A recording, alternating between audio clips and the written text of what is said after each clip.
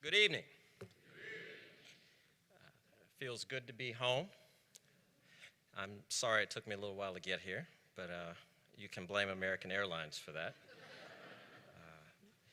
This may not be as exciting as Mitt Romney's remarks earlier today, but I hope you won't hold that against me.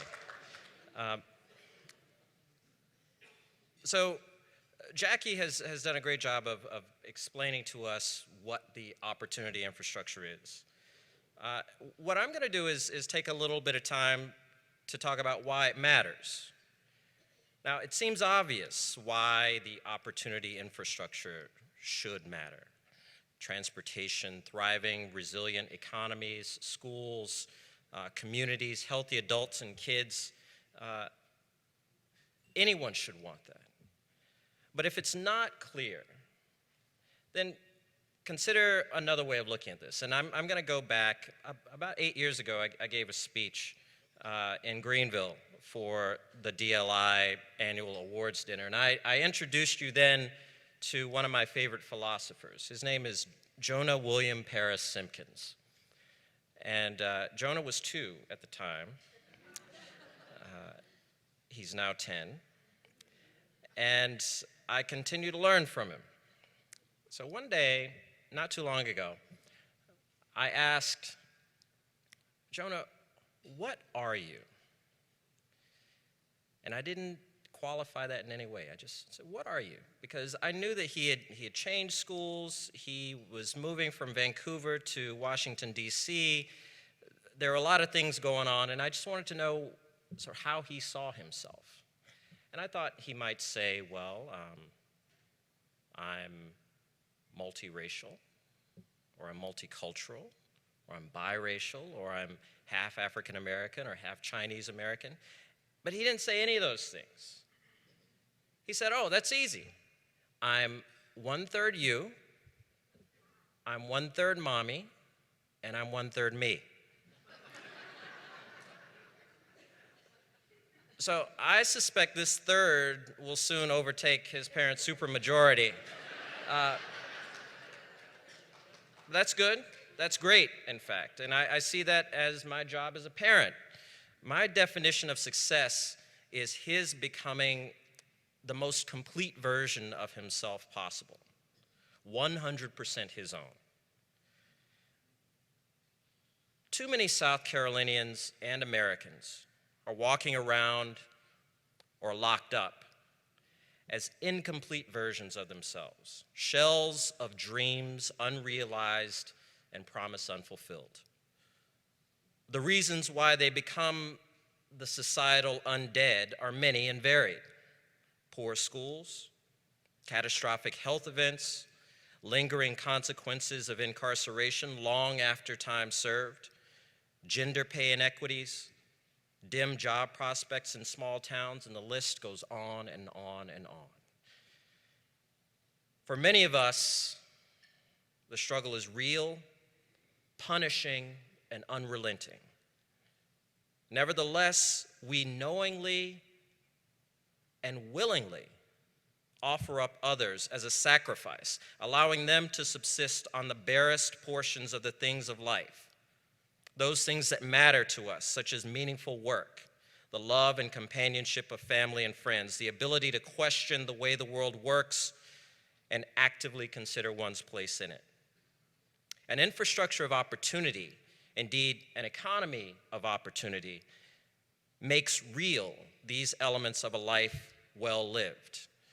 And lately, I've had the great privilege as General Counsel at USAID, which is the largest bilateral donor in the world. We have an annual budget of roughly $24 billion. We try to achieve impact at scale everywhere we operate. And what we manage to accomplish is, to me, nothing short of incredible. Improved child and maternal health, reduced stunting, claiming and giving value to hundreds of thousands of lives, giving those lives quality. So kids who would otherwise have completely disappeared have an opportunity to live meaningful lives. As I travel, I have a chance to see Afro-Colombians working on farms, Colombians who used to grow coca for cocaine, now growing cacao and coffee. Syrian refugees. I just met two twins 2 weeks ago in Jordan who've been in Jordan for 4 years, and they were about to graduate, and they were so proud of this school that they attended, a school that we support at USAID. And the two of them, inseparable, are going to become audiologists. 4 years ago, the prospects of them even finishing school were slim to none. So there's a lot going on, not only around the world, but certainly in South Carolina. And I want to share with you a bit of a quote from a short story that George Orwell wrote called Shooting an Elephant. And here Orwell provides a first-person account of a colonial official in Burma who's tasked with perpetuating this half-life existence of the natives in furtherance of the aims of the Raj. This is a world in which people breathe only the whiff of humanity. And as the white man in this context, Orwell is compelled to assert his authority, which in this instance requires him to shoot an elephant, an extremely valuable working animal, even though it really may not be necessary. So he takes us in, and he writes, "But at that moment, I glanced round at the crowd that had followed me. It was an immense crowd, 2,000 at the least, and growing every minute. It blocked the road for a long distance on either side.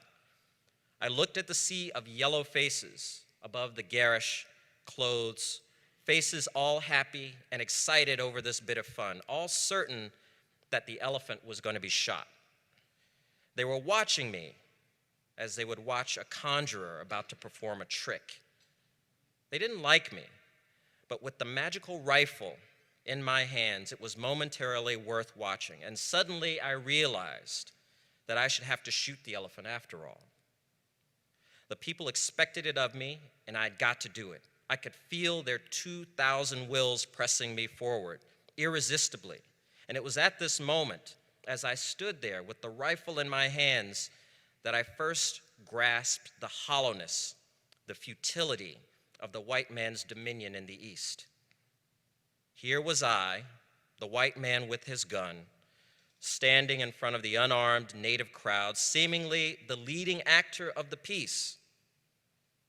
But in reality, I was only an absurd puppet, pushed to and fro by the will of those yellow faces behind. I perceived in this moment that when the white man turns tyrant, it is his own freedom that he destroys.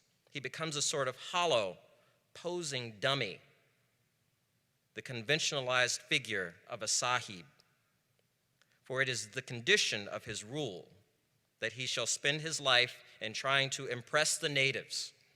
And so in every crisis, he has got to do what the natives expect of him. He wears a mask, and his face grows to fit it.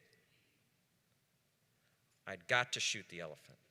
I'd committed myself to doing it when I sent for the rifle. A sahib has got to act like a sahib. He's got to appear resolute, to know his own mind, and do definite things. To come all that way, rifle in hand, with 2,000 people marching at my heels, and then to trail feebly away, having done nothing? No. That was impossible. The crowd would laugh at me, and my whole life, every white man's life in the East, was one long struggle not to be laughed at. Our faces grow to fit the masks we wear, masks that emphasize our race, our religion, our geography, our gender, or any other signifier we may use to conceal and suppress the basic aspects of our character. Consider for a moment, what would be left without those masks if we stripped away all the layers we display to the outside world? What is left? What is the essence of you? Love?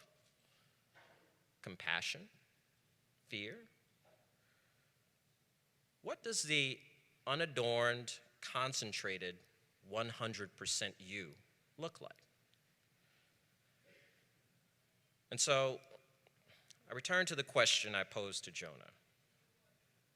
What are you? It's a question we all should strive to answer for ourselves. An infrastructure of opportunity allows us, all of us, to lose our masks. If the work we discuss over the next 2 days is to mean anything, and it should, then these efforts have to be done with others rather than on others.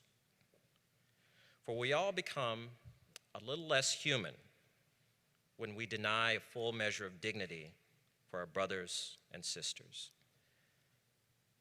And a full measure is all I want. All I want is all of it. For my child and for yours.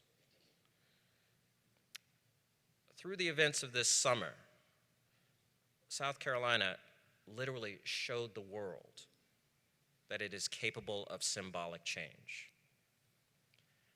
I was out of the country, but it meant everything to me to see, as he likes for me to describe him, my former professor, Riley, standing with the governor as she said that that flag had to come down.